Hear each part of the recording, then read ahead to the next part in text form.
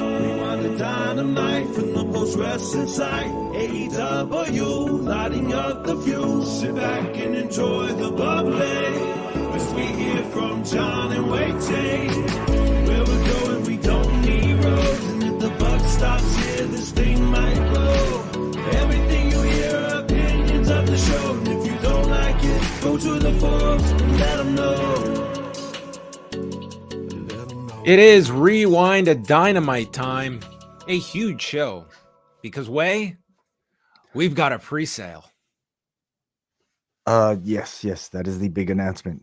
The blank look on your face, probably reflective of many out there. Yeah. My personal request is that you leave the graphic as is. I think that it is symbolic of what you believed would be the big aspect of the show tonight, and boy was it. But that is still to come. Tony Khan's important announcement. Never said huge. He just said important. Maybe there's a scale to maybe some of that verbiage. You know? I definitely want to know what the scale is and if the scale has been interrupted by tonight's announcement. But we have lots to discuss. It is Wednesday, always a busy day. We have several shows that are up on the site. If you do want to catch up with them, we had up next, returning a day after Halloween with Davey Portman, a.k.a. Seth Rollins, and the man that stole Halloween this year, in my estimation, and that is Braden Moxley. Oh, both those two steal Halloween every single year. If you are into, I guess, any sort of professional wrestling tie-in as your excuse to enjoy Halloween, I mean, these two really have made an annual event of it in the biggest way possible. Look at the lengths that both of these men went for their wonderful, wonderful get-ups. Yeah, check it out at Poison Rana Pod if you haven't seen it. Yeah, go check it out. The skewers. YouTube might flag us if we put this image up, but it was quite the hit, and a great job by both men. I was expecting them to go like pretty deadly or something, so they went the literal version, I guess, in this sense. But I mean, I have so many questions about this, but a great job by one Braden Harrington and Davey Portman. So go check out Up Next from today as they recap night 2 of Halloween Havoc. We'll share some of our thoughts on that to come. Also today, Kareem Zidane was on Pollock and Thurston, a fantastic chat with Kareem going through the politics attached to the Francis Ngannou-Tyson Fury fight from this past weekend, what it means, where Saudi Arabia is as compared to years past, and what was symbolic about Saturday and moving forward when it comes to combat sports, the overall placement of combat sports and entertainment in the grander plans for the country itself. We also spoke about Crown Jewel this weekend and the UFC's deal with Saudi Arabia that will begin next March with a fight night card. So a great discussion. And then myself and Brandon going through a lot of the news from the past couple of days. So you can check that out up at postwrestling.com and on our YouTube channel.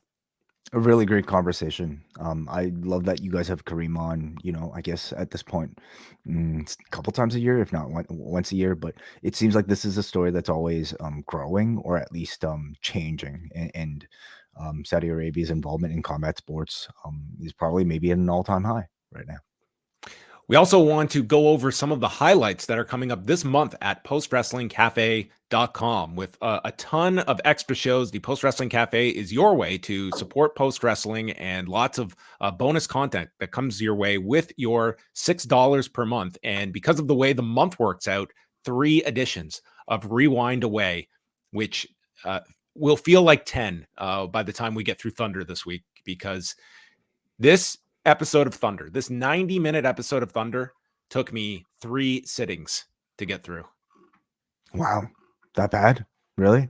It was rough terrain, but boy, do I have no shortage of things to talk about with yourself and Brandon from New Jersey, who will join us this week. And then later in the month, we will do the polar opposite with Wrestle Kingdom 10, the farewell to AJ Styles as he would work his final Tokyo Dome show. And then things all come back like a yo-yo with December to Dismember in November. Yes. One of the worst pay-per-views of all time. This almost lined up with the anniversary of this show, by the way.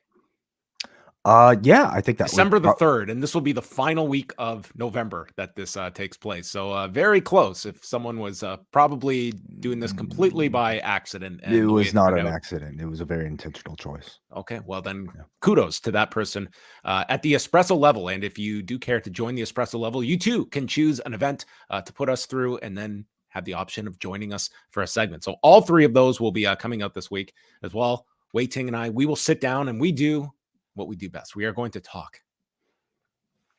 Sometimes we do some of that. Sometimes we do a lot of that. And this is a podcast dedicated to simply us talking, not about professional wrestling, but just about anything going on in our lives. Maybe a little bit about our business. Maybe just a little bit about the world.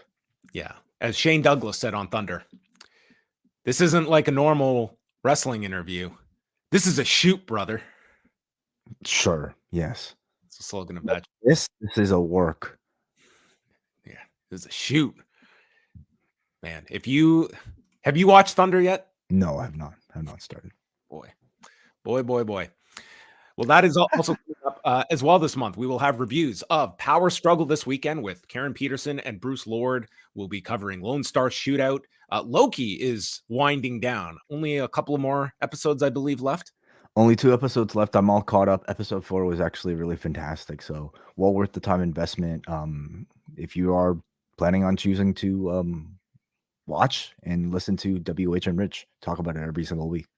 2 great voices out there for you to check out. And then, of course, your weekly staples, Rewind to SmackDown, Collision Course, and we also have recently introduced ad-free versions of Rewind to Raw, Rewind to Dynamite, and our pay-per-view reviews, which in the month of November, you will be getting Crown Jewel, Full Gear, and the Survivor Series. So those will all be ad-free for members of the Café, and my brand new audio updates, which will be coming out multiple times per week from the news updates. You can get a wonderful rendition of them in my voice.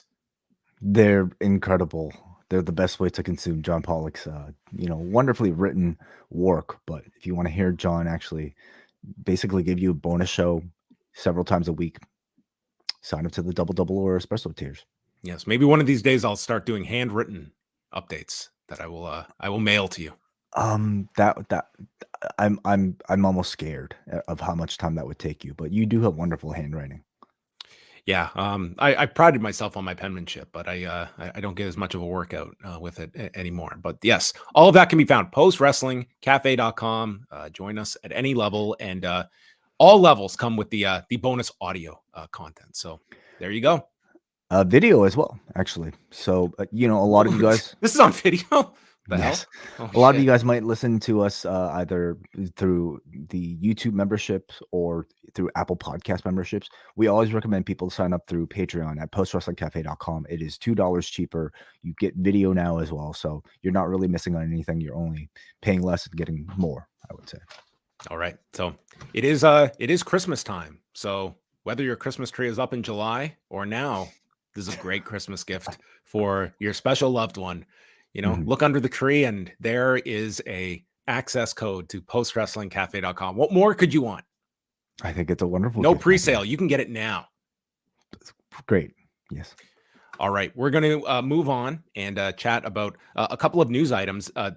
One update that we just had, courtesy of the man himself, Erik of the Viking Raiders, providing an update. Of course, he has been off television for quite some time, and he just had neck fusion surgery. C6, C7 neck fusion surgery. Says that, the surgery went well. Now it's on to recovery. Neck fusion is a long recovery process, as we have seen in past instances where some have missed a year or more. So don't know what the timetable is for him, but obviously we wish him as speedy a recovery as possible. But as we have mentioned on Rewind to Raw and throughout this period where he's been without his partner, it is nice to see that when it comes to Ivar, it's not like they're just shelving this guy or making him like some inconsequential figure while his partner is out. They're getting behind him in a significant way in the absence of Erik. And obviously this is going to be a pretty substantial absence for Erik. Very much so. I mean, they're both incredibly talented on their own, and Sarah Rowe, included in that tandem as well. So That's right. Yeah. I think they've done a wonderful job of pivoting Ivar into a single star or at least singles wrestler. Star remains to be seen, but they've really gotten that moonsault over as sort of like an important part of the entire thing. And hopefully by the time Erik Rowe comes back from what should be a very long recovery process, he'll come back to a much harder act than what they were for the past several years. Maybe Ivar should really go to them and say, I know this moonsault's over, but I've got an amazing right hand. I could do a knockout gimmick too. That would probably get a big pop too, rather than doing this moonsault every time on my knees. Paul White at one point did a moonsault, I believe. So he does. Yeah. He uses a right hand now, and that's and that's about all of it. We will talk about Paul White. I don't know if I've ever seen someone so stationary in a segment as that individual. But more to come with Paul White. We're getting down in the Super Junior Tag League. So tomorrow is the final set of round robin matches. So if you have not been keeping up with the Super Junior Tag League, the top 2 finishers will advance to Saturday's final at Power Struggle. And in first place at the moment are El Desperado and Master Wato with 12 points. And then you have Sho and Yoshinobu Kanemaru, Kushida and Kevin Knight, TJP and Francesco Akira, Bushi and Teton, and the junior heavyweight tag champions, Clark Connors and Drilla Maloney, all tied with 10 points. So a lot of different scenarios of what can come out of Thursday's show in Osaka. But the main event is Desperado and Wato against Sho and Kanemaru. Kushida and Knight are taking on TJP and Francesco Akira. Clark Connors and Drilla Maloney are taking on Eagles and Fujita. So Eagles and Fujita could play spoilers in that one. Yo and Musashi can play spoilers against Bushi and Teton. And then there's a inconsequential match with Ryusuke Taguchi and the DKC against Doki and Taka Michinoku. But Desperado and Wato, the only team that could beat them in a tiebreaker are TJP and Francesco Akira, who do have a win over Desperado and Wato. So those are the final sets of round robin matches, and we will see who advances to Saturday's card, which is the show in Osaka. And just looking at the card here, besides the finals, Hiromu Takahashi takes on Taiji Ishimori for the junior heavyweight title. Okada, Tanahashi, and Tomohiro Ishii taking on Zack Sabre Jr., Mikey Nichols, and Shane Haste for the never openweight 6-man tag titles.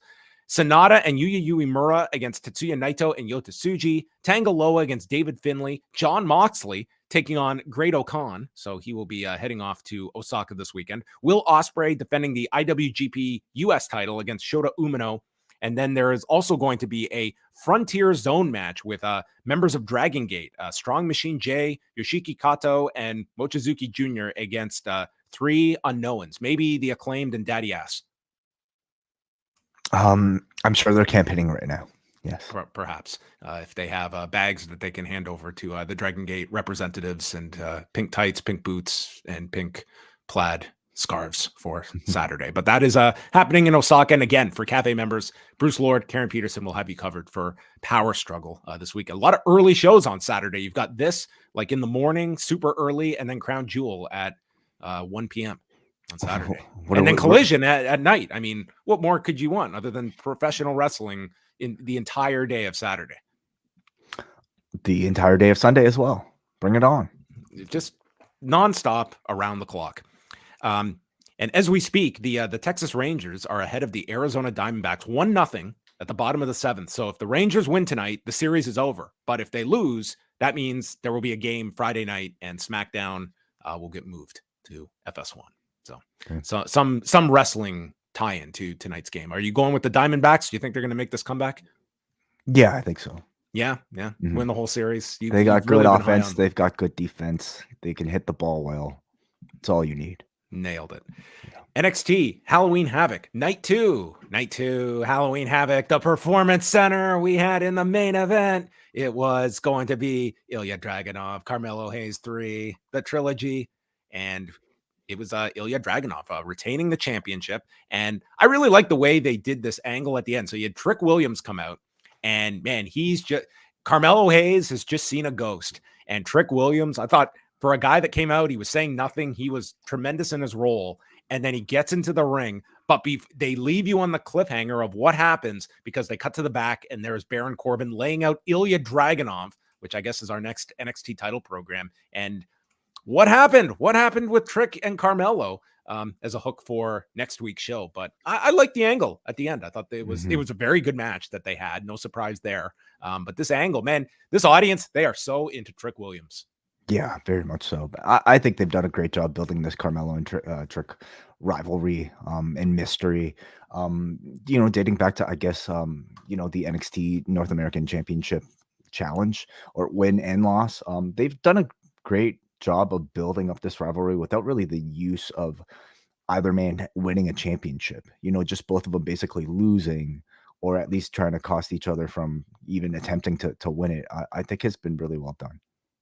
Who are you looking at right now as sort of at the end of their NXT run? Because I feel it's so top heavy at the moment in NXT. Like there are several that I feel are all ready to move on, but I don't know if they want such a mass exodus that they are going to probably stagger them out. And the Creeds weren't even like in that list, and they're obviously getting the call up now. Yeah. Well, Braun, I think, has been past, but like this heel character is like a new wrinkle for him that he's getting to work out while still being in NXT. I'm glad he got this heel run because he's been great in the role and he took to it very quickly, but I'm glad he got to try it out here. If he had hit a stumbling block, rather to do it here than you're lost in the shuffle up there. Certainly. I also wonder if Tiffany Stratton might, sooner than later be getting called up, rather than having her win back the championship, for instance. She already seems like she's more than ready for a main roster role. I think there are a lot of guys. I mean, Carmelo and Trick, of course. We Creeds are probably already called up at this point, so they're ready for like the next generation in NXT to what is it now? 3.0, 4.0 to, I guess, step 4.2. up. 4.2, yes. Other highlights from the show. So they also had a tag title. What did they have here? They had the women's tag title, with Chelsea Green and Piper Niven retaining against JC Jane and Thea Hale. And then the opener was the tables, ladders, and scares match with the Creeds against Humberto and Angel. The Creeds win the match. And boy, for two guys that were getting called up, I mean, man, there was this one spot where Julius gets flipped off the top turnbuckle, and it's the small of his back that catches the ladder coming down. And man, you always go back to that Sean spot on the casket. I was like, man, like, could you imagine just finishing up here in NXT and like these guys, like they did the requisite ladder spots in a match that, I mean, the audience got into, but you just watch this and we're like, God, just don't kill yourselves in this final outing before going up there. But they put them over, and I mean, this could be the send-off, if not doing a few more appearances, but it seems, this might as well have been their send-off. I don't know how much more you need to get out of them in NXT. Agreed. I mean, other than like at this point, I don't really see them losing to any teams. I mean, they can, if they really, I don't know, want to give some of that value to somebody else. But I also think it's perfectly fine for them to just go on to the main roster this hot, winning this scares. They just certainly delivered on the scares, John. With the amount of risk that they took. Oh, there were several scares in this match. Yeah, I mean, these are like the Creeds are not the. It's more so Brutus than Julius, but both of them, like they're hardly the smoothest performers at this stage of their career. They sort of have this recklessness, but I say that in a way where it's like, it's entertaining to watch because there's a certain, like these guys are so strong and they are still getting comfortable, I think, in their skin as professional wrestlers. And then you throw weapons into the mix of it all. There's definitely a danger element here. And kind of lost in all this is that Ivy Nile is part of the package. Like this could have been like Elektra Lopez getting dropped from LWO. That does not appear to be the case here. And Ivy Nile also making the jump. I guess we shall see. I mean, they can hold her back for whatever reason, but I think I know they don't call them Diamond Mine anymore, or at least I don't think they will when they call them up to the main roster. But as a 3-person group, they work really well together. All right, and that was NXT Halloween Havoc, and the ratings for the show, they did 674,000 viewers and a 0.20 in the demo. This was going against the World Series. I mean, they are just working these. They are racing to get this World Series done. They had a game Monday night, Tuesday night, tonight. If they go again, they get one night off, and then it's Friday. I mean, I seem to recall like you'd give them a bit of a rest between some games, but they're just pounding these games out. It is the beginning of November. They had to Well, make room for that other, I guess, opening round. I that guess. silly opening round. Yes, Yeah. that was I guess you got to make room. So, viewership was down 14%, but the demo was only down 3%. I would say all things considered, this was not like you had Becky like you did last week. You were up against a competition. I would say that was very, very satisfying number, even with the viewership being down. It was mainly like your 18 to 34 number was down 18%. You would think on a night like this, it would more affect younger viewers than it would your core older audience. October 31st. That's Halloween Havoc night too. What other plans am I going to be having? So that was that.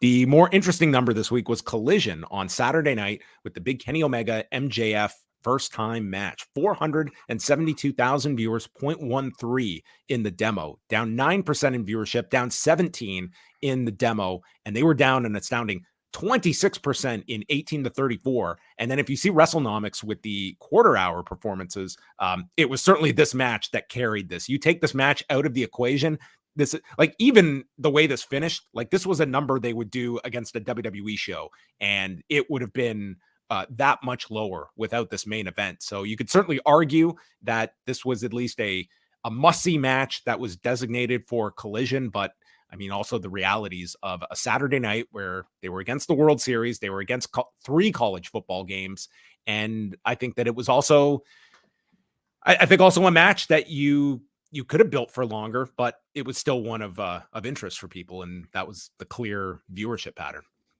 Yeah, I don't personally have an issue with them putting this on a Saturday. I do have issue with maybe a 3-day build. When they knew this date was coming, they could have made a bigger deal out of it at least a week ahead, if not 2, if not 3, if not a whole month ahead, right, John? And if they managed to do that, I wonder if that might have mitigated some of those losses even a bit more.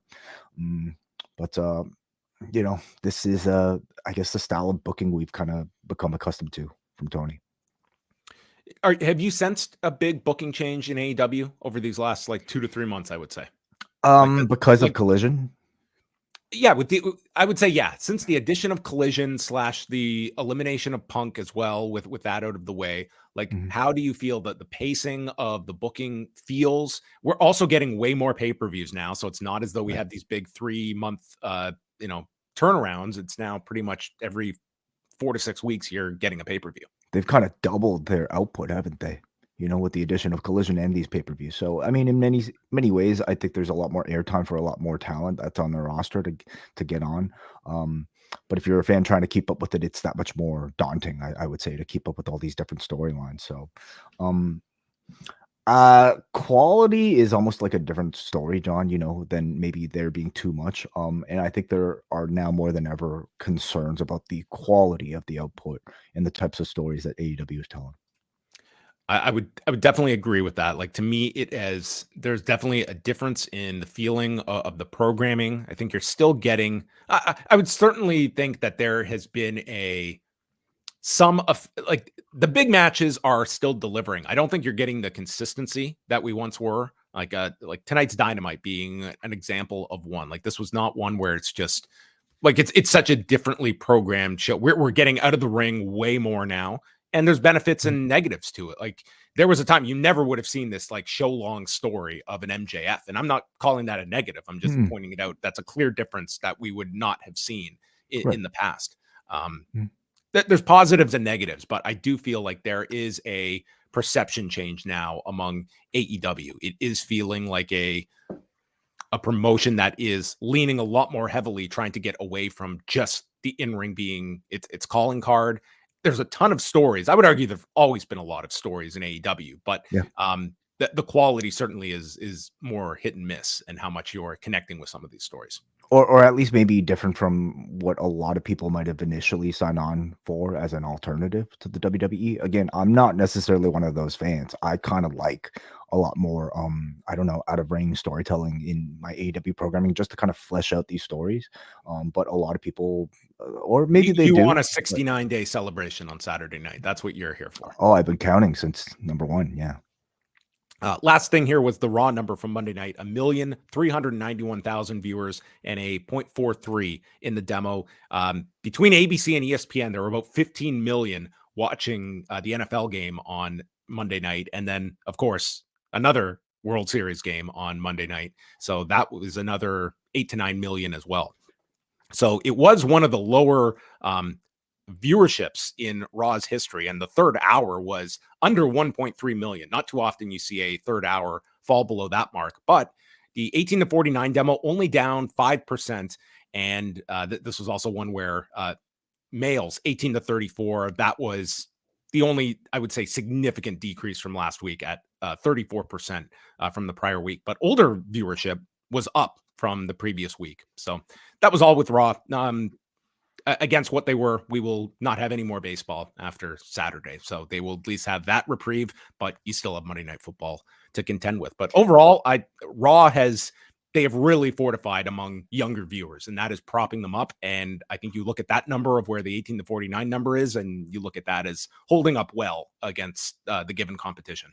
Do you want to speak a bit about your daily update today and some of the sort of I don't know, data analysis that you did for AEW's programming rating? Yeah, well, I was kind of curious, and I think I'm going to do this for WWE later this week, but just going through the numbers for October and comparing them to not just last month, but also a year ago. And you have to take into account that there's roughly about 5% less homes that TNT and TBS are in than at least at the end of 2022. And what you can see is that, yes, for Dynamite, for all the discussions about the perception issues and such, I would say across the board right now, at least from September to October, we're not seeing much big change. And this is comparing for Collision, college football versus college football. And for Dynamite, this is pre-NBA. So that is going to be something that they are facing now on Wednesdays as we move forward. But I mean, overall, my conclusion on this is that their viewership is fairly stable. Like when we look at tickets, I think that's more of maybe an area of concern where we are seeing these lower numbers, and depending on how late the promotion is and what word they can get out is like that final little spike. But Rampage has definitely fallen over the last year, and I think that is to be expected. And I don't even look at Collision as a reason for that. I think Rampage is what Rampage is, and it has now found its audience. And I think this is an audience that they are going to seek this out. Like there's very little movement month to month of Rampage. And I think as long as that should be the home where you do a Vikingo, Penta, Commander three-way. It has no connection to any of the stories we have going on, but that's a super cool match that I want to see. And Rampage is the place. I just feel that is Tony Khan's science experiment. And this is his fandom being played out on a Friday night where you can just do cool, weird matches with all your toys. And it doesn't have these giant repercussions to other programming that you're booking, which, I mean, that is good and bad, I guess. You can have more leeway with this show, but it's also not going to be must-see for a portion of your audience, a significant portion. I find it interesting that he's been using these sort of, I don't know if you want to call them stunts or just like, I guess maybe attraction type of specialty booking matches that aren't storyline related. I find it interesting how he's using them to try to spike, live attendance for these Dynamite tapings. And the side effect. This was a smart idea to get out. Like you saw what Mystico meant for Rosenberg, Texas a few weeks ago. I mean, granted, we're in a different part of the country here in Louisville, Kentucky, but throw things out and you don't know, like there might be an audience there that, I mean, how often does a Vikingo come through Kentucky? Not too often. Well, I was going to say an unintended side effect is that you're promoting the match for Friday, for a lot of people, probably with like 5 days build in fact. So I'll be interested in watching this one for sure. All right.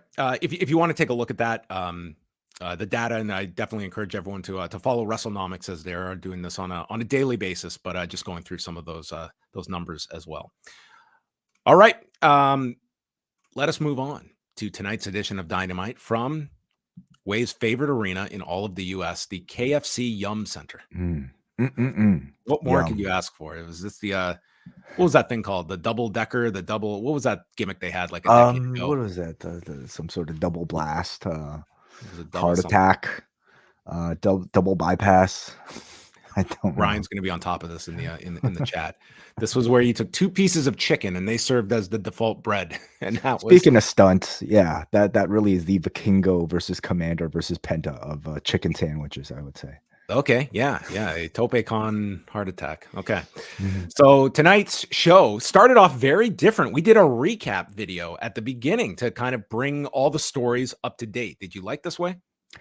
Yeah, so yes, we can cite a lot of these changes to AEW's production as maybe, I don't know, attempts to get closer to like a sports entertainment, mm, I guess, I don't know, format. I look at it just as like more of an evolution and more like of an attempt to actually present visually like the stories that they've been telling, which have largely kind of been taking place either just via promos or through in-ring work. I don't think it's a bad thing, and I actually quite enjoyed the new attempt tonight. I saw no issue with it. Like you're going in there with the idea, like your audience, even your audience is watching. Like, what are like bring me up to speed. Give me If my you miss Collision, like this is the really big thing that happened. By the way, Bryan Danielson is out. You know. Yeah. That's right. Yeah, because Mhm. people would not have known that if they miss Collision and they're not up on the news and such. So a different start to the show. And then we go right to the back with Renee, who is with MJF. And this would be the story of the night. He's got to find 3 partners, and it's the Acclaim that are constantly campaigning for the spots. And MJF, it's pretty much anyone but the Acclaimed is who he is searching for. And he calls up Adam Cole on a video chat, which I'm not going to talk about the connection they had here because I'll be jinxing myself after this week. So a very rough line here, and Adam Cole just letting that beard grow during this rehab process. Yeah, I guess Movember you're supposed to start with no beard, and then you're supposed to grow it throughout the month. I guess he's gotten a head start through several months before. But what do you think of the bearded look? This is Grizzly Adam. Grizzly Adam, yes, very good. No, I mean, I think it's a great way to show that the man is injured. Like you have no reason to see the world. You want you have no reason. This to is a step man out. who looks like he is he's on bed rest at the moment. He looks like a Good man for who's him. been playing video games for the past 35 hours nonstop.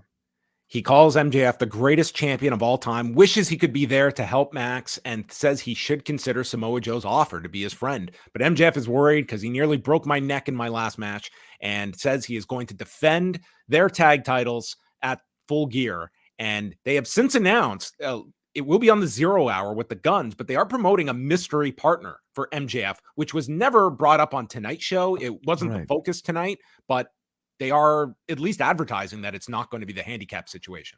Oh, that'll be a different campaign. He'll have to knock on even more doors to find a partner for this tag team title defense. So MJF walks out, but Cole is still on the video screen when Roderick Strong in the Kingdom wheel Roderick in, and Strong asks if he really thinks MJF isn't the devil, and Cole just scoffs at this notion, cuts it off, and then we cut to the devil mask, the man behind the mask. Mhm. Yeah, a bit of a different start to Dynamite. I thought it set up the show, long storyline, effectively built to the main event pretty well. Gave you a little bit of a update on Adam Cole's new look, and provided a bit of star power at that. So, um, I do feel like they do keep teasing this devil thing as this like thing that's still looming. I do think the devil is due for another attack, really, especially one of a bit more significance than what ended up happening with Jay White, if they want to keep this thing that much more alive. Orange Cassidy, Claudio Castagnoli opens up the show for the International Championship. And this is where they replay from Collision, the post-match, and they do a close-up of Danielson's eye and mentioning that they hope he'll be back before the end of the year. But this was their, explanation of him being out, and apparently went into that match with the injury and then worked with the orbital injury, and was out for Halloween, though, with his family. So that was good to see. They dressed So up I as heard, the I Addams hear family. he actually did have the surgery already. I don't know 100% for sure on that, but yeah, you may know more than me. And then went out for Halloween. What a trooper! That's, you know what, you squeeze in orbital bone surgery, and then you dressed up as a member of the Addams family. Like, Oh, is that what he did? dude? Wednesday had to have been the most costumes I saw this year. Everyone dressed up as Wednesday. So, Wednesday. Okay, not today. Not the No, day. I mean the character Wednesday. Gotcha. Yeah, I hear that was a big hit. Barbie and Ken, I hear, were big hits as well. I We didn't had see any a- Barbies and Kens, but yeah, that would have been a big one. Yeah, for sure. Okay, Wednesday. I didn't I see any didn't- Oppenheimers either. That might be a bit trickier for I a don't know how many kid that kids went and doesn't saw that. realize. I saw a lot of Paw Patrol. What Mhm. else? Yeah, those are the big ones. We had a lot more children this year than years past. Like years Mhm. past, I don't. It might have been due to like the pandemic in previous years, but I mean, this year it was pretty consistent. So, did you have a good time trick or I had a treating? great time. Yeah, it was a lot of fun. There were so many kids in our area, so that part is fun that there was Despite all the the cold. yes, yeah, Yeah. yeah. Evie saw this other child dressed up as Sky, who's this character from Paw Patrol, and she thought it was like the real Sky. So she's like, No. "Can I go talk to her?" I was like, "Yeah, you can." She went up and was like, thought it was like the real character. I mean, it was amazing. It's amazing to watch these like kids see like their favorite characters and they're being replicated by human beings. Yeah, this is our favorite Sky. What did she say to Sky? This talking I didn't dog. eavesdrop. I thought this was like a private conversation, so Oh, yes. I didn't listen in on the conversation. I can only imagine what she asked. It's adorable. Yeah, she will watch Paw Patrol like in French if she'll watch it in any language. What a great way to expose her to a new language, perhaps. Sure. She's like, "Can I watch Paw Patrol in French?" I'm like, "Sure, if that is what your heart desires."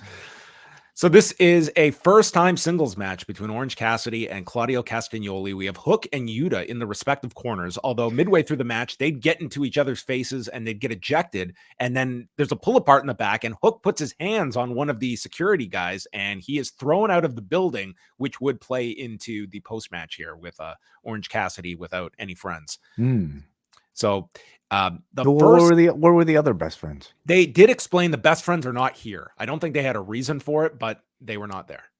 Well, this crowd might have not necessarily heard that line because Trent was supposed to be on Rampage. Well, yeah, they later promoted Trent for Rampage, but I guess in canon, yeah. these shows are all live and they happen at their designated time that you see them on television, I guess, with the same people in the front row. So the first, I would say like 70% of this match was all Claudio Castagnoli destroying this guy's ribs. And like it was going along fine. I think like seeing their interaction last week in that tag match, like I was just expecting like this unbelievable blowaway match. And this was a very good match, but it was like very slow and like, just attacking the ribs, and Cassidy selling really well here.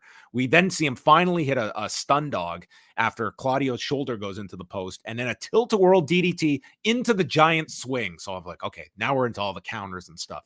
He gets a sharpshooter into a crossface, and then Cassidy gets out of a crucifix with a cradle. The neutralizer is attempted, but Cassidy just plummets to the mat, and Cassidy gets yanked up by the pants. Claudio stops a small package, stops a stun dog, and applies a sleeper. And then Orange Cassidy does the Bret Hart kicking off the turnbuckle. And the way he came down, dude, I thought he like folded his neck over. He did not fully rotate, and this felt like a rough landing. But he gets over, hits the orange punch, then the beach break, but Claudio rolls to the floor. And then we see this unbelievable multiple revolution satellite DDT by Cassidy. Orange punch attempt is turned into a Rana, and then he rolls through and covers Claudio, hooking the leg in 17 minutes and 2 seconds. So Cassidy retains the championship. I felt like the slower pace to start was to be expected, just kind of given. Like they went for how long, John? 17. Like this was a 20-minute match here, and in tag team setting, they were going to be a lot more explosive. But I thought they gradually built up to that explosivity in this match really well. Told a good story here of Claudio basically being a monster against Cassidy, who's really one of the best underdogs in all of professional wrestling, I would say. So I thought the two of them mixed together really well. The size differences in the athleticism of both men makes for, just like last week, some really like impressive sequences. And the spot of the match for me was that tilt-a-whirl that perfectly turned itself into a big swing. These two can do really so much together that I don't think other pairings are able to do. So I would love to see this again with a bigger storyline build. Yeah, I would say if things were different and you didn't have this Moxley program that you've been building to, like Claudio feels as though he is the guy that in Danielson's absence, and I would have argued like you could have put the title on him here. I don't know if you necessarily want to beat him, but there's too many things in the way, and you've got this bigger match that is planned for Cassidy. I mean, Claudio is incredible, of course, but I'm since he's lost the ROH championship, you can even argue when he was ROH champion. I don't know how invested they are in actually making him feel like a main event top level act. Like he's a TV main event guy, but like I think you have to do that Okada match. I think you have to do that. Whether Danielson's back or not, I feel like at the very least, he should be the setup then for Danielson. What opportunity would you have that?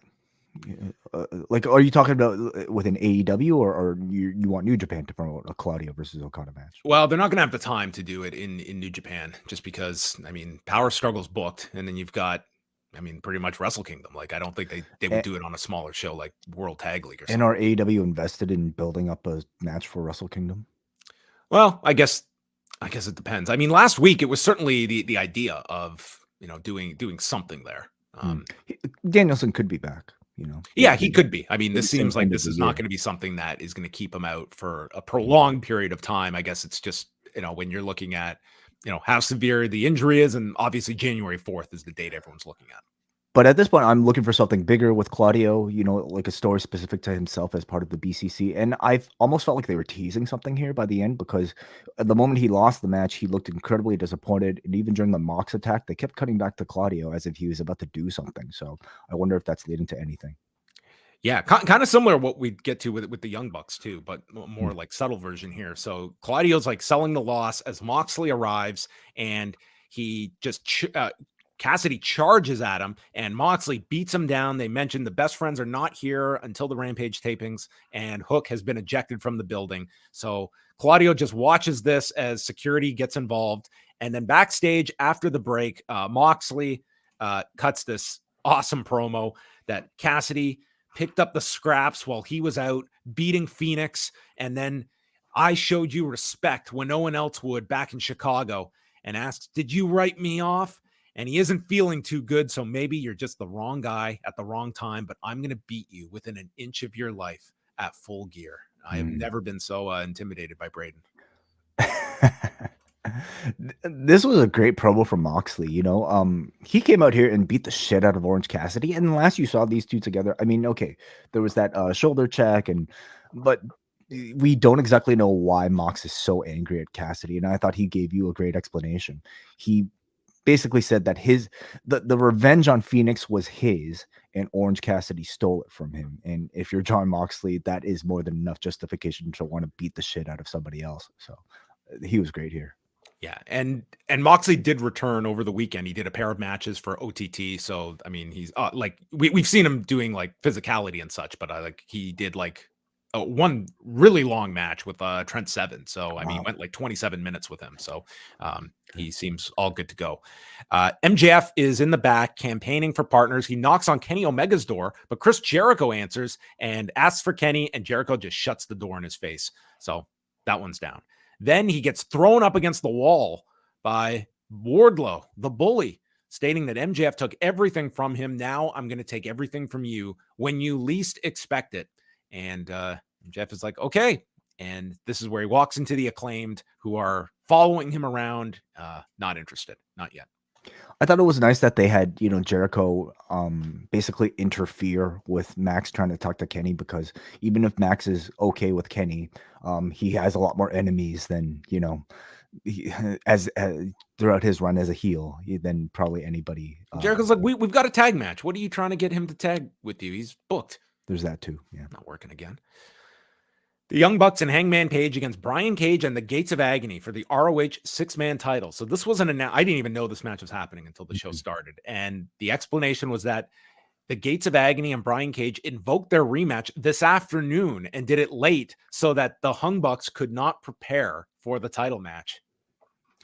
That's a great excuse for maybe that's what Kenny Omega did. Well, we know that's what Kenny Omega did, because I guess he didn't challenge until a week before anyway. So they had a lot of ways to protect the Hung Bucks in this. They had the short notice, and then we would have an angle in the midst of this. But as Hangman Page comes down to the ring, let's remember 7 days ago, his house was broken into and his child was nearly abducted.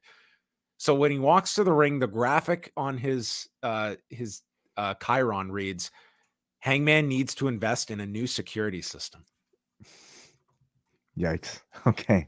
You're saying this is maybe one of the lower thirds that might have overstepped its comedic intent. I mean, it's funny for people that follow along the Hangman Page Matt facts that we get every week, but I don't know. It Paige does used to kind of beat the shit out of this Chiron operator, I think. okay. I think it makes I mean it does kind of take a little air out of the significance of this. His child was nearly abducted. Yes. Is this not something to be concerned about? So Page gets the hot tag and he's just going nuts here, sets up for the buckshot on Khan when all of a sudden Swerve comes out with Prince Nana asking whose house and stating, I was in your house last week, not the pay-per-view. And Page chases him to the back, leaving the Bucks on their own. And this is where Cage deadlift superplex Nick, the Gates of Agony, they lift and drop Matt, and then they toss him into a power bomb by Cage and hit their finisher. And the Gates of Agony pin Nick Jackson in 7 minutes and 55 seconds, and they regain the ROH 6-man tag titles. And I think those Honor Club subscriptions just lessened for Final Battle. But well, yeah, that was the thing, I suppose, because they have the belts on, people like MJF and the Bucks and Eddie Page Kingston. and Eddie Kingston. And a lot of us, I guess, assume that they would be holding on to it until the next ROH show. Doesn't seem to be the case unless they, hot potato the titles one more time. But I guess you're left wondering what exactly was the point of this like trios title win for the Bucks and Page, other than to maybe have an excuse of promoting a few of their matches on TV. Yeah, I think we're all going in different directions here with the Elite, and that would be alluded to here. And now they get them back onto an ROH act. Not that it matters in the least, because I would argue that these are probably the most meaningless titles in all of AEW and ROH. I feel like the FTW title might be even more valuable than these ROH Trios championships. But even the match tonight, I felt was just okay. For one thing, you didn't have much time to really build. This was a really quick match. Like, to me, it was like you were going into like Hangman's like big comeback, like 5 minutes into this. I mean, this was not a traditional like Bucks Hangman type of match. This was more to set up the angle. Two different angles, here. Very much more of a storyline driven sort of purpose related to the match, and this is maybe where I could see a lot of people's arguments about this show sacrificing in-ring quality for storytelling. And you need both, but this didn't deliver the usual in-ring quality I think we were expecting. Swerve and Hangman are in the back. They're being separated backstage. Security got a workout on this show. And Matt Jackson is looking all angry. So he goes over and he tips over the timekeeper's table. And then he takes the chair and starts bashing the post. And I don't know. It certainly didn't strike me as he was that angry. It was this was kind of calm. What do you mean? I didn't find this. It almost felt as though he was You've never seen Matt Jackson act this way, okay? The man broke a chair on a table. That means he's really pissed off. Yeah, this does scream angry. So anyway, and then he fumes his way to the back, and we would hear more from him later. MJF skips Samoa Joe's door. He's not going to ask him. Then he sees Darby Allin.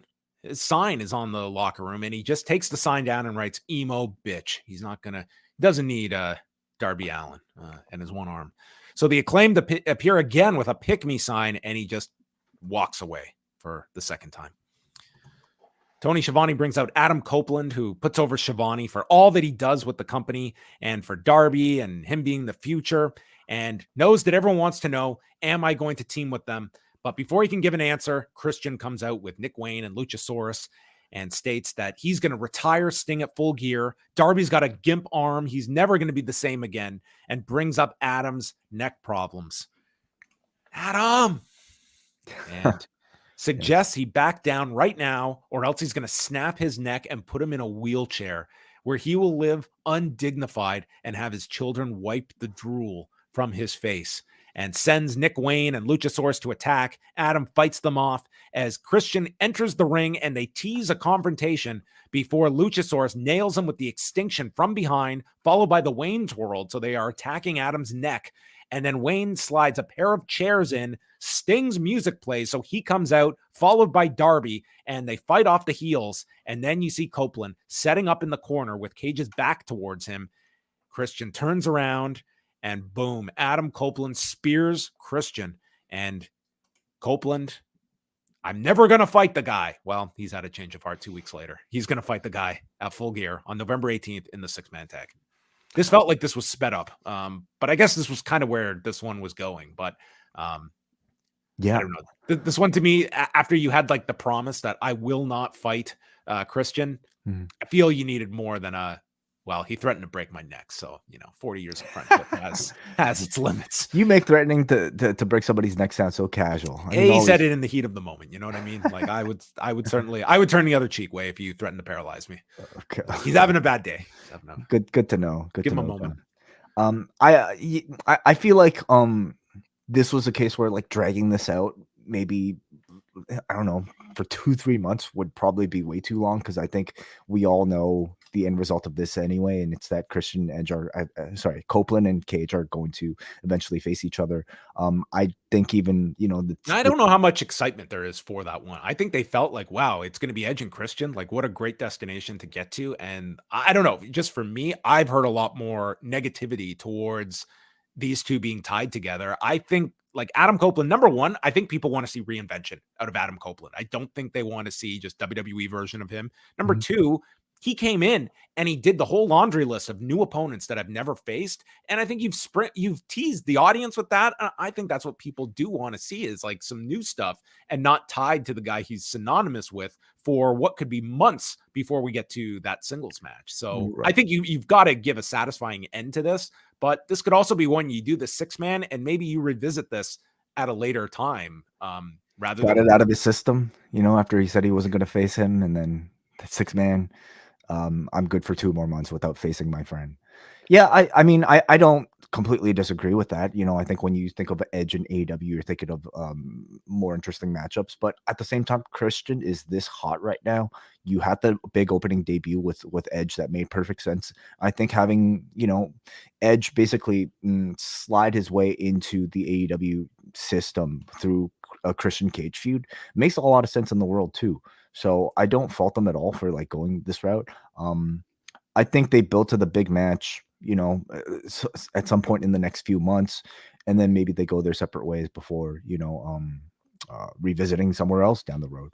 But it's been exactly 1 month since he debuted. How would you assess Adam Copeland after 1 month? I mean, I think he's been an enjoyable part of AEW so far. Like, I've enjoyed all of his TV appearances. He's a great promo, and I think storytelling is pretty good. I'm not necessarily jazzed about like him being in a 6-man for his first pay-per-view match, but that's also realizing they do a lot of pay-per-views now. So it's not. He's just done the Luchasaurus match so far, correct? I believe so, yeah, and just a lot of promos. Tony Khan, yes. So we throw to the announcement, the big announcement backstage. This is like the top of the hour. Nigel McGuinness is with Tony Khan, and Tony Khan starts talking about All In and what a big show it was and all the tickets they sold for their debut in London, their debut in Europe, and then transitions that it is the start of the Christmas season on November the 1st. And whether you are getting your Christmas tree soon or like my family have had the Christmas tree up since July, tickets are on sale for All In on December the 1st, but you can sign up at Ticketmaster for a pre-sale on November 27th. The end. Yeah. On the scale, there will be tickets for this event next. Listen, this is a big show. I actually think it's very smart to put tickets on sale before Christmas and make while you're still kind of have that buzz of the first All In that. While people have money to spend before they exhaust their budgets for the Christmas season. I think it's a very smart thing to do. I think this is beyond like The Boy Who Cried Wolf when it comes to like wanting to use this as a hook. This to me would have been the one that would have been like the next time you play this. I think like your audience does feel as though like this has become a gimmick that it's great when you deliver on it, but like let's remember that one of these important announcements was the fact that they were running Wembley Stadium for All In, and now there's a pre-sale and tickets, the on sale ticket date. So yeah, I just felt this one was one where I mean this just really felt like a reach to just grab a number, and I would always subscribe to the idea of under promise, over deliver. And this was the opposite. Yeah. Didn't they have a recent big announcement that was also that they didn't make such a big deal over? Like the gift. No, not the Ric Flair gift. But the donation, But you're right though. They just did this last week with Tony Khan's gift. Like it's the same idea. I do feel like they kind of delivered on that though. Last week it did. But let's compare. And what was the follow up this week with Ric Flair? Well, he'll be around. I mean, he's not going to be there every week. He'll be following Sting to the most important occasions, I think. Wow. Okay, but I was more so thinking about the toy donation announcement that he was making, and that was more of a like, correct me if I'm wrong, but like a Twitter sort of like thing, right? I don't even remember that being built up as any exactly announcement. This should have been that scale. If this had not been promoted and this was just announced, it'd be like, okay, cool. Like this, I think if anything, there would have been like a buzz for All In instead of like just hyping up like these announcements. And the fact is, when he's done these announcements, like if we go through the history of them, a lot of them have been noteworthy. So I wouldn't go to this well unless I had something of substance. And this was not. Like this could have just been in the show. It's like the idea, like if we look tomorrow and it's like, okay, there was a spike during this. Well, what did that spike take away from this? That they went out of their way, they were watching the baseball game and flipped over, and this is what they got. What kind of impression did you leave those people with? You would never want to color people's experience of your show, especially attached to an announcement like this, with any sort of negativity. And that's all the sort of reaction I've seen to this segment. Not the fact that they're putting tickets on sale early. That's perfectly fine. But the idea that they made such a bigger deal out of this for what is essentially just a localized, I guess, common occurrence anyway, that really doesn't affect most of the world that's watching. He built this as like an international ramifications or some bullshit like that. This was completely unnecessary. And along with the joke about the Christmas tree, Tony, like he's so awkward. I mean, it's at this point almost like kind of lovably awkward, isn't it? But he should not be leave the jokes to Nigel, who was a much needed sort of portion of this delivery. You know who is just totally morphed now into like Paul Heyman is Scott D'Amore, in the sense of like the guy that is like the rallying speech. Like now that like this whole TNA revival, like they are putting Scott D'Amore in that role, and he's good. He's earned that spot. The changes. He's got credibility with the audience as this guy that goes back to 2003 with the company and his many different incarnations and stints with the company. Like he's got the history, and he's got a great delivery. Like he just screams. He loves to say the F word. That's, he puts money in the swear jar. Matt Menard and Angelo Parker against Jericho and Omega. Don Callis is on commentary with the family. And this was another pretty quick match. Not, I think, at the level that you would expect from a Bucks match, nor an Omega match here. I mean, Omega was like selling on the floor. The Golden Jets, John. The Golden Jets. I am so sorry, with due respect to Bobby Hull. The walls is applied to Parker, but then Jericho releases to hit a drop kick to Menard. Hey, at least these do have a name.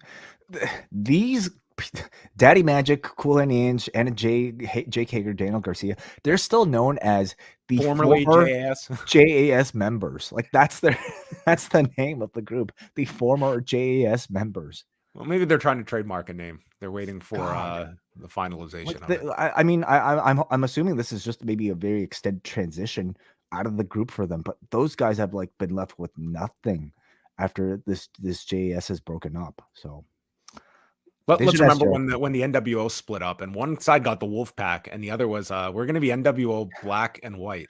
Oh, that's way cooler than the former JAS. NWO Black and White. Oh, then we had the subgroup with like Vincent and Horace and such. We'll be talking about Horace this week. Yeah, the B team. Yeah. Jericho then gets hit in the face with a bat because we had to do one believable near fall spot where Angelo Parker could have pinned Jericho, but Jericho kicks out and the crowd was amazed.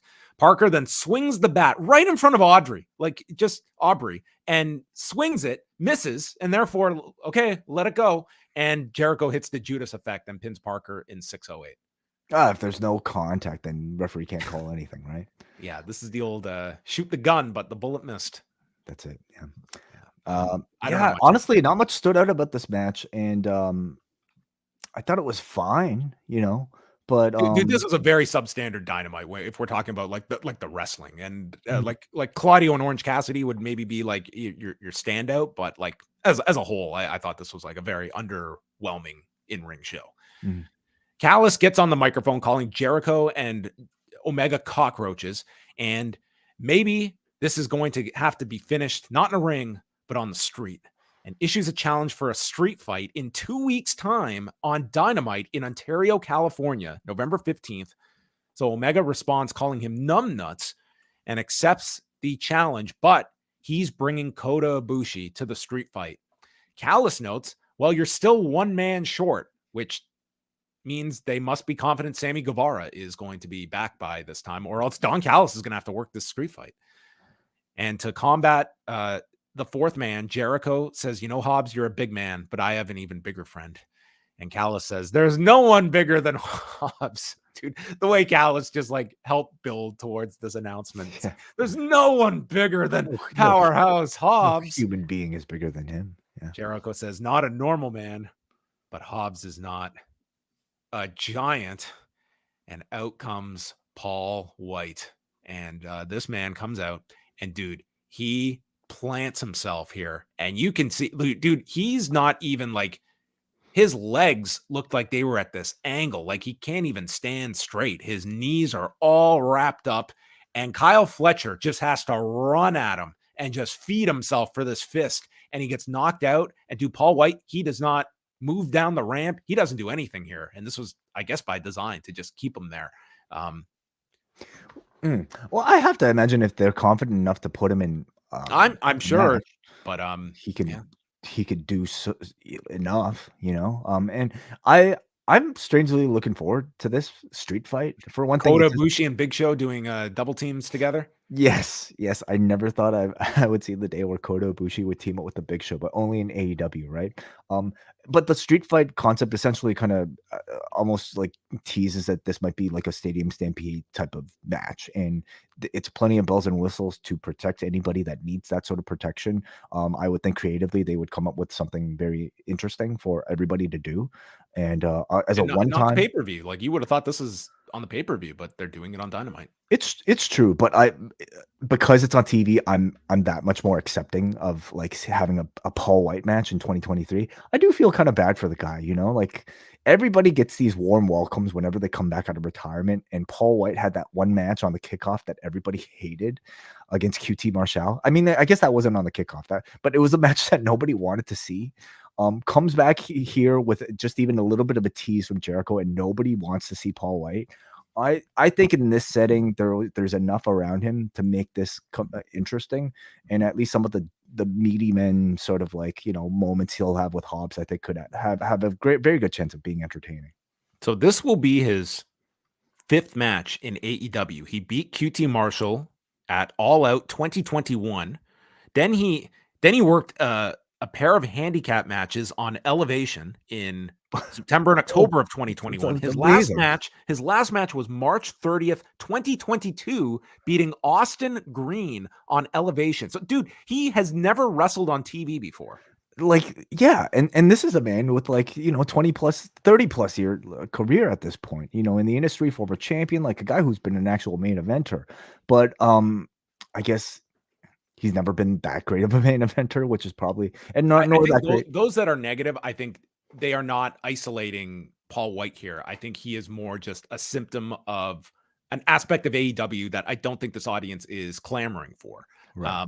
Now, I think you're much more forgiving for a TV street fight and such. I think that, but it's overall at the same time. I just think it's the totality of all of these different figures that I can make cases for all these individuals. It's the cumulative effect that they are having on the show, that you don't want to just be the place that is, you watch this and you come away with all of the stars are the ones that came from the major company. It is true. At the same time, I mean, AEW has shown an ability to reinvent a lot of people so that they're welcome parts of the show. Where, we talk about Sting, we're talking about Daddy Ass in the main event on his 60th birthday, John. Yeah, we've got a few decades to go till we're at that level. So, yes. Happy birthday to Billy Gunn, 60. You think you'll look like that at 60? I'm, working my way towards it. I think I need a few more protein shakes if I have any hope of that.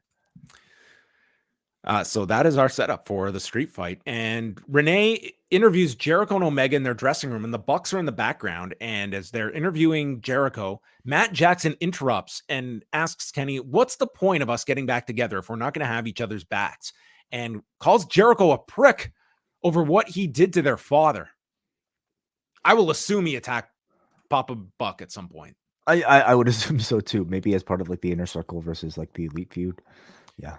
And Jericho just pretty much like dresses down Matt, and Matt warns Omega that Jericho's going to screw him, and storms off. So I kind of like this directional change for Matt Jackson, and Nick is kind of going along with it. I think the Bucks need something. Like, they have become just like, they're in a very comfortable role, but I feel as though like they have not been difference makers on this show that they should be. And I think that they could use like a fresh coat of paint, and whether that's like a turn here, separating themselves from Hangman and Kenny Omega, like I'm looking forward to that. Like, this is a major act, and I think now is like, you look at them and it's just been like they've got their spot on the show that sort of just feels as though it could use some refreshing. Yeah, I agree with that. I mean, I would say this Elite reunion in general, this time around has kind of felt like, you know, a band on its reunion tour for like the second or third time in a row, and maybe anybody who's wanted to see them has already seen them, so it doesn't really feel that special, nor have they really made too much of an attempt to make it feel like it's that big of a deal. So they're already teasing dissent among the members at this point, and you can definitely argue that the best work that the Elite have done have been against each other, particularly with the Bucks against Kenny Omega and any tag team partner. So it looks like they're building to this Golden Jets versus Young Bucks match, which I'm sure will be really great. That should be LA, I think, for the pay-per-view. Yeah, sure. Hikaru Shida, Willow Nightingale for the AEW Women's Championship, featuring a plug for Wipeout and a shout out to John Cena. Have they explicitly mentioned Cena's name in the past? They've definitely like plugged the show before. I can't remember something so blatant here as like calling out Cena's name and Taz. Hey, I know that guy. Not that it matters. I mean, Cena at this point is so big, you know.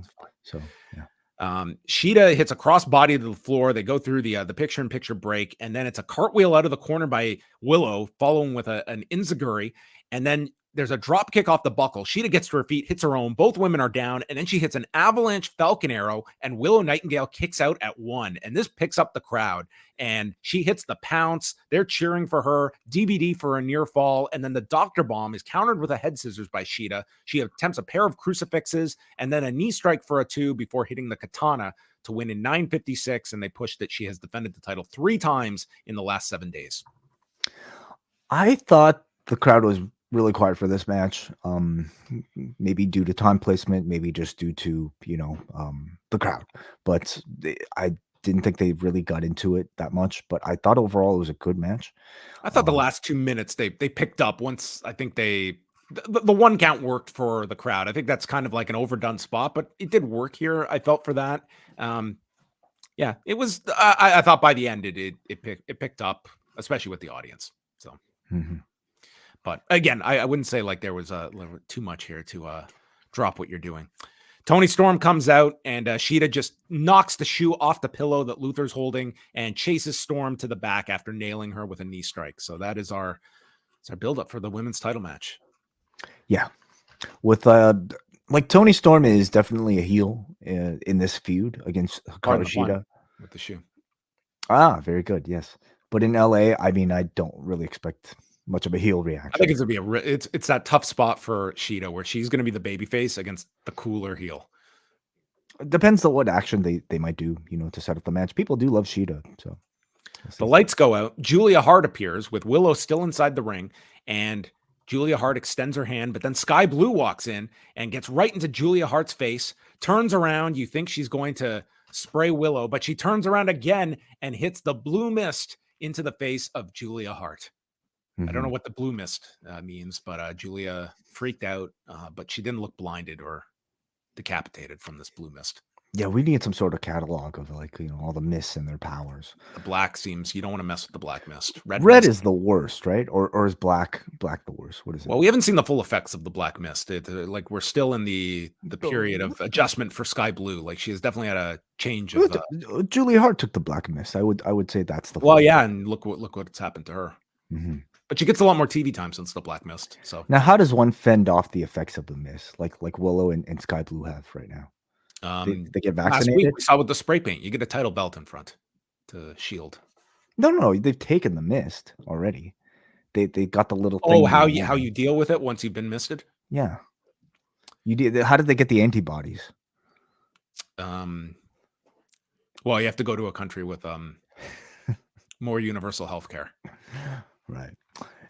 Anyway, so Sky Blue seems to have been cured by these corrupting effects of the House of Black Mist. Are we going to get an explanation for that? Is there going to be a vignette about how she has healed herself? We need a check-in with the doctor. Well, I think we should call Dr. Alex Patel, virologist, to explain how this could have been possible. Black mist, it's going around these days.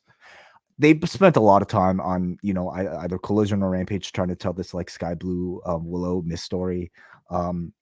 It feels like a Rampage story, if you know what I mean. Like seeing it on Dynamite here with essentially culminating, it feels like really small time. And again, maybe more of the sort of type of storytelling that's not the best that I've seen. You can say it. It's hit or miss. You can say it. You did say it. Yeah. MJF is still in the back, and the Acclaimed explain no one likes you except for Max Caster. Everyone loves the Acclaimed. All you need to do is scissor with us in the ring and wear this. As they hand him a bag, he looks in. MJF says, no, it's not happening. He's like, I've got one more group to hit up on my list. We turn around and there's Jeff Jarrett and company. They state they're here to help. And MJF is forced with either the idea of teaming with Satnam Singh or wearing this outfit in the bag. And I think we all know he's not going to fumble this bag.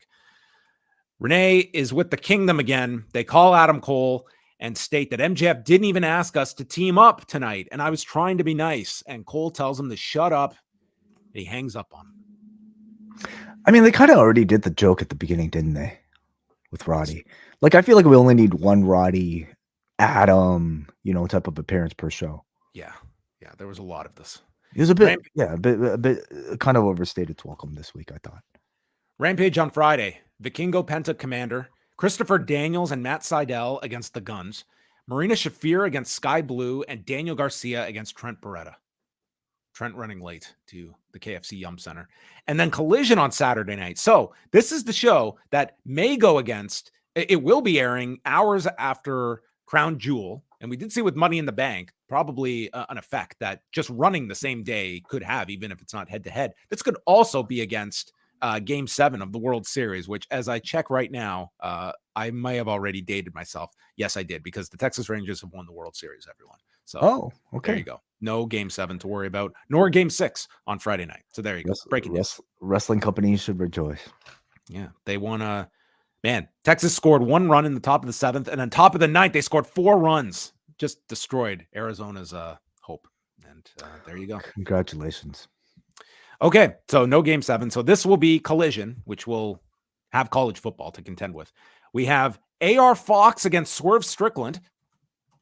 That whole story. Remember that? No, I'm going to need a recap at the beginning of the show because I don't think people are going to remember this. Darby Allin against Lance Archer. So there's the man's gimp arm and a status update on him.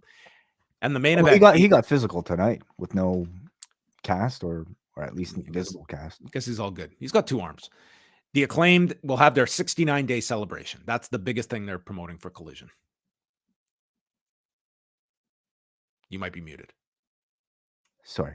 Just wait till Friday afternoon, John. Where they might announce CM Punk returning.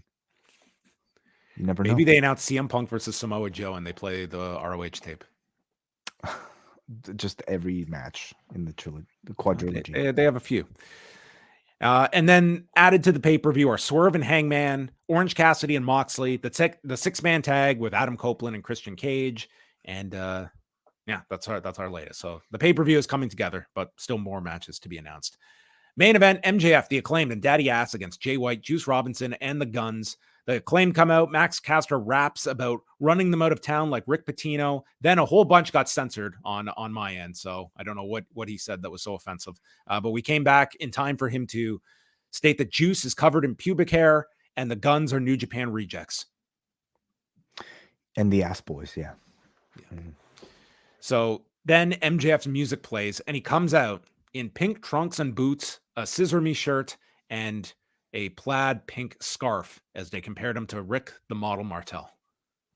A pink Burberry scarf. I mean, I think going the extra distance here, with this what might be a 1 week pairing, might be a longer pairing, but I mean, I think I'm happy to see this pink memorabilia. It's not even Breast Cancer Awareness Month. Then we got a second important announcement. World's End tickets go on sale this Friday. What, this didn't deserve a... They had announced this date beforehand, but they did remind us. This was also Billy Gunn's 60th birthday. What would have been the bigger Acclaimed segment to do? A 60th birthday party or a 69-day celebration on Saturday? I think you could have got more mileage out of the 60th birthday. Yeah, but it's 69. If it was a 69th birthday, like I remember like the 69 jokes when I was like in 5th grade, and by 7th grade it was like, okay. Do you realize what the Acclaimed have built their empire on? I guess you can't give up on a 69. It's scissoring, dude. Scissoring. Like yeah, exactly. It totally fits the Acclaimed. I'm not doubting it fits, but all right, we'll see what they have in store for Saturday night. Shivani mentions we still don't know who's under the devil's mask. Like, you're right, Tony. That's still lingering. They build up to this crowd, to their credit here. They didn't care about anything but these 4 men scissoring. That's all they wanted to see. Yes. Mm-hmm. And then on Saturday, and they were gonna. This was like the MJF special: tease something, deny them, and then give it to them. Mm-hmm. And that's it. That was the whole structure of this. We got the Scissor Me Timbers on Colton. They invite MJF for the scissoring spot, but Bullet Club Gold yanked them to the floor. The crowd is chanting, "Let them scissor." Bowens is tossed over the barricade, and then Caster is trying to crawl to the corner, makes the hot tag. Jay White flies to the floor away, and then MJF chases after him, gets clipped by Austin, stops the 310 to Yuma with a DDT, kangaroo kick for the big pop, shakes the ropes like Batista, and then turns around and boom, he's hit with the Blade Runner. Jay White pins MJF in 13:39. I like this ending a lot. I did too. I mean, perfectly logical ahead of the title match. I thought the crowd was really into everything that they were teasing, between the 4-way scissor to the hot tags to Jay White doing everything he can to avoid getting in the same ring with MJF. Everything was, I thought, very effectively done, especially realizing that this was a show long build towards the final moment of the show with the 4 of them scissoring. They promoted a whole 2 hours towards a scissoring. So afterwards, Bullet Club Gold is attacking, and they go for the belt shot, but Jay White and MJF are left alone in the ring, and as Jay White goes for the belt shot, Max Caster gets Max out of the way, and Caster takes the belt shot. He takes the bullet from the Bullet Club, and he goes down. Jay White leaves with the title, and MJF is checking on Caster, and as Caster's down on his back selling this belt shot, he puts the scissors in the air, and MJF is not interested. Billy Gunn, 60-year-old Billy Gunn, reprimands MJF and demands that he scissor after what he's done for him. And they get into their corners. Huge pop for the scissoring. And that's how the show ended. I cannot deny that this worked really well for this crowd, and the fact that they built to this spot all night long, and this crowd went insane for it. Mm-hmm.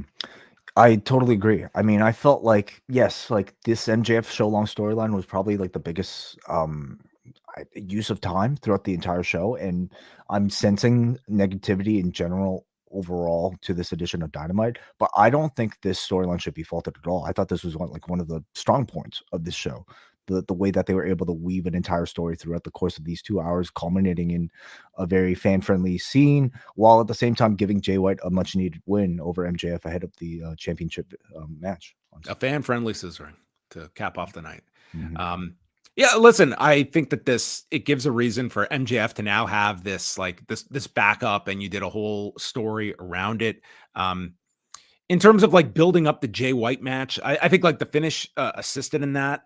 Like, I don't feel this is like this big pay-per-view main event. I think that is, and I don't know if this match is going to reach that level. Like, we're very close to the pay-per-view at this point, and maybe you get into some like significant promos over the next few weeks, but I think this kind of is what it is. I think everyone has high expectations for the match, but this is also like, this is clearly carrying the pay-per-view at this point, and to a degree, like, Sting and Adam Copeland in a, secondary role on the show. But this is like sometimes we have like a list of like what the main event of the show is. This is the clear number one match being promoted. In terms of story, I think the Page and Swerve feud, has been a much more serious storyline.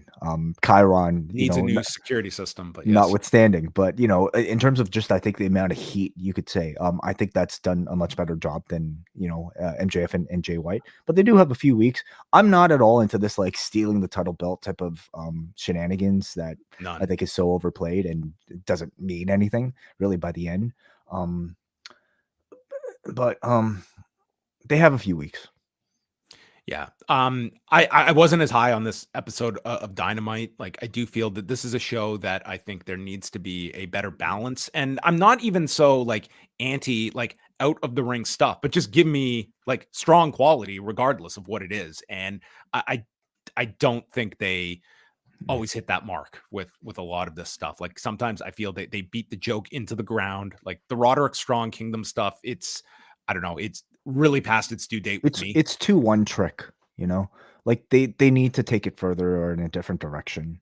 And it's also so centrally tied to a guy that's no longer around. Like, it just feels like they're really trying to like crowbar Adam Cole into these episodes. It feels you can do it, I think, in a natural way with MJF, but yeah, the second one, it just really like hit you over the head. It's like, okay, this is, I don't know, that part has kind of lost me on that sense. And yeah, the rest of the show, I just feel this is a company that they are going through an identity shift at this point, and they're down a lot of people right now. Mox is just coming back. Danielson's out. Darby, is somebody that is kind of on the disabled list as well. Edge is not somebody that they're using to wrestle every single week. So you're right. Like, I think, they're still maybe scrambling with whatever long-term plans they might have had with like an Adam Cole versus MJF. I think MJF has been like, he's been a good lead, but at the same time, it hasn't been enough. And you can argue like a lot of the more sort of like sports entertainment-y type of direction is a result of like the style of professional wrestling content that he produces. And when that's sort of like what your show is now kind of being known for, you really have to pick up like the seriousness in other parts, and maybe the show isn't doing enough of that at the moment. Well, we've got 2.5 weeks until Full Gear, so they've got 2 more Dynamites. So 2 weeks is the street fight, and then yes, November 18th is the pay-per-view. So we will open it up, and if you have any super chats, you can send them in to us, and we'll get to your feedback from forum.postwrestling.com going through tonight's episode. Let's start things off here with forum.postwrestling.com and Alfredo, who says, I am intrigued by Sky Blue's blue misting of Julia. I envision Sky Blue and Willow forming the House of Blue to feud with the House of Black, and they can bring in the Blue Meanie, Leva Bates, Glacier, Blue Tista, and Blue Kane. I just looked it up, and 3 of those people have already appeared in AEW previously, so it's not a total fantasy. And then Tony Khan can pony up the money for the Eiffel 65 song. No. Okay, so none of that is happening. Next up, we go to Alex, who writes, hey guys, a few tidbits from me. Big fan of Orange Cassidy and Claudio. That incredible finish. I've never seen anything like that before. John Moxley pretty much swallowing Orange whole, like how Tony Storm did last week. Was great to see. I've missed seeing Moxley getting physical. Copeland seems to rely fairly heavily on his big boot pump kick move. Hopefully he'll hit Nick Wayne with it and can recreate an Anderson Silva Vitor Belfort finish. Sign me up for the surreal dreamscape that is Paul White tagging with Kota Ibushi. Hopefully Kota can give Paul some good career advice for a change and see Mr. White get a running GLEAT. Good to know that you can lose a number 1 contenders match, then get a title match 5 days later. On a positive note, I like the strides made in both the Shida Storm and Blue Nightingale heart stories. Rest of the year discourse is ramping up, and the show made very clear Roderick Strong now has these are just a lot of thoughts collected here. Middle of the road Dynamite for me. This week's Collision looks to be more my speed. Who's he suggesting as Wrestler of the Year that might have been affected by this particular show? I don't quite know. Like, who had a Wrestler of the Year type of performance on? Nobody had a part where the best of show we're going to be saying, hey, remember that November 1st Dynamite? That was a change. I mean, oh, he's joking because Roderick Strong has a mustache. He should be in contention, I guess. Okay. That was a separate sentence. I didn't know that was tied to it. Okay, we got it. Sorry, didn't mean to kill your joke. We're just not very smart. Let's go to Jordan from the Bronx, who says, I didn't like this episode tonight. Usually the highs are really good and the lows tend to be negligible, but tonight everything just felt middling. I enjoyed Claudio and Orange, and I got a kick out of Jay White pinning MJF. Everything else progressed well enough to be to the pay-per-view, but for me, it wasn't interesting enough to keep me invested throughout the night. I could be a bit wary since I have a 10-day-old newborn keeping me up at night. Congratulations, Jordan from the Bronx. But I found myself thinking I could be sneaking a nap during the show. This question may be more appropriate for an Ask Away, but how did you guys manage to watch wrestling when your children were younger? I ended up watching Collision on Monday and cherry-picking the WWE and Impact shows. Peace. I'd say our children still qualify as younger at this stage of the game. Yeah, well, I mean, my kid sleeps at like 8:30, which and I have a very, very hardworking wife who manages his bedtime every night, so it frees me up to watch. And then during the day, it would be during his naps or again during one of my partner's shifts. Yeah, it's it's just a puzzle. You really don't get to decide. You work around your children and what time they allow you to take part in such things. Yeah, I have not like we limit screen time around him, and certainly it wouldn't be used for professional wrestling at this age, so it's not something I could do while he's around. Wait till you're looking for a breather tomorrow and you're going to spend some of your time watching WCW Thunder from 2000 and wondering, what am I doing? I might have to sneak that in before he wakes up. Chris from Vancouver, I've been the biggest AEW fan since day one, and I realize there will be dips and lulls from time to time, but holy hell are they going through one right now. This to me was definitively the worst Dynamite they've put out. I shuddered when they explained the trio's title shot was due to a rematch clause. No amount of spin can justify calling all-in tickets going on sale in a month big news, and my heart just sunk when Big Show was revealed to be Jericho's partner. I like that they had a storyline strung through the episode, but I'm just sitting here at the end of the night feeling disappointed. I think Chris needs to watch WCW Thunder from the year 2000. That cannot be your defense of a bad episode. In okay, but to say this is the worst Dynamite they put out, I mean, that's probably more of a way to say Dynamite has been really, really good throughout its existence. If this is the worst show, and I don't even know if that's going to be true. I think there's a lot of disappointment, okay, especially with built-up expectation of this Tony Khan announcement. The Paul White is a booking decision, again, like it or not, that I don't even know if you can really pin down on this particular episode as much as like their long-term booking. And I'm also not as like pessimistic about it as a lot of people because of the creativity of the other participants involved. So anyway, I do sense the frustration from Chris and also other audience members. All right, let's go finally to Muggin, who says MJF's search for partners provided a nice through line along with another double tease. Shida Nightingale was solid. I'm glad that the Sky Blue corruption angle didn't end predictably, and it appears that they're wiping their hands of this nonsense. The Copeland Cage feud took another big step, and match of the night went to Cassidy and Castagnoli, and the 8-man tag did the job to give MJF an even bigger mountain to climb, but the post-match scissoring was a feel-good way to cap it off. AEW needs to drop the important announcement hook. It's reaching crying wolf status. The all-in pre-sale should have been in a press release. Oh, I'm sure we'll get a press release reminding us in case we missed the important announcement. But yes, everyone, that is the headline. Pre-sale, November 27th. Tickets on sale, December 1st. Well, people know about it. Great. Brilliant marketing. Now, okay, everyone's going to repeat the on-sale date. Let's say there are records. Oh, I got a press release here, everybody, from about All In. So, during tonight's live episode of AEW Dynamite from Louisville, Kentucky, AEW CEO Tony Khan announced that tickets for the second AEW All In London will go on sale to the general public Friday, December 1st at 9 a.m. British Standard Time via Ticketmaster. Or like I'm just like literally doing their job for them here. So there you have it. So do you think they will be justified in promoting this as an important announcement if they do have really good pre-sale numbers? No, I don't. I don't think so either. I think they would have had them anyway. This is making no difference in terms of the announcement. I don't even think I'm angry at announcing it on TV. I'm angry at them doing the graphic. This was a tactic to drive a number based on past success that they have had by teasing big announcements. And like, again, like these announcements have been, I've bought Ring of Honor. You know what I mean? We're bringing in Ric Flair. We're running Wembley Stadium. We have a pre-sale. Yes.